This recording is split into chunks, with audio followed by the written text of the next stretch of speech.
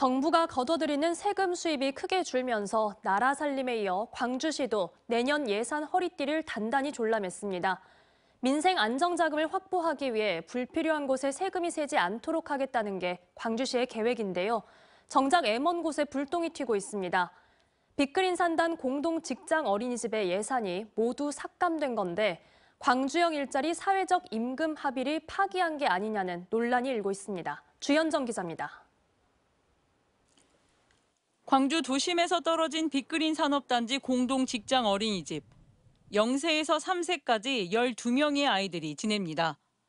광주 글로벌 모터스를 비롯해 빅그린 산단에서 근무하는 노동자들의 자녀들입니다. 회사와 어린이집이 가까이 있다 보니 원화도 2년 만에 6배 늘었습니다.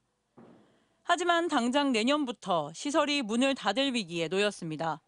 광주 빅그린 산단의 한 직장 어린이집입니다.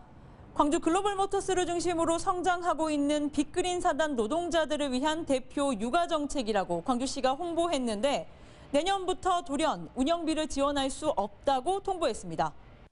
이 어린이집은 빅그린 산단에서 일뿐만 아니라 머물며 살 수 있는 환경까지 조성하겠다며 광주시가 부지 매입과 건립비는 물론 향후 5년간의 운영비까지 약속한 사회적 임금 차원의 시설입니다. 지난해와 올해도 5억 3천여만 원의 운영비가 시비로 지원됐습니다. 이 어린이집이 만들어진 취지 자체가 일자리 상생을 위해 광주 글로벌 모터스라는 곳을 만들면서 생긴 어린이집인데 과연 이게 학부모의 자녀 육아 때문으로 인한 실직을 유도하는 게 아닌가. 광주시는 정부의 역대급 세수 부족에 대응하기 위해 내년도 시 본예산을 올해보다 2천억 원 줄였기 때문이라고 설명했습니다.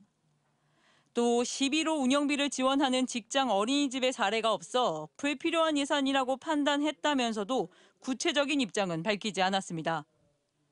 하지만 주거와 교통, 보육 등의 지원은 평균 임금을 다른 제조사보다 낮추는 대신 GGM 노동자들을 위해 챙겨주기로 한 사회적 임금 성격이라 볼 수 있습니다.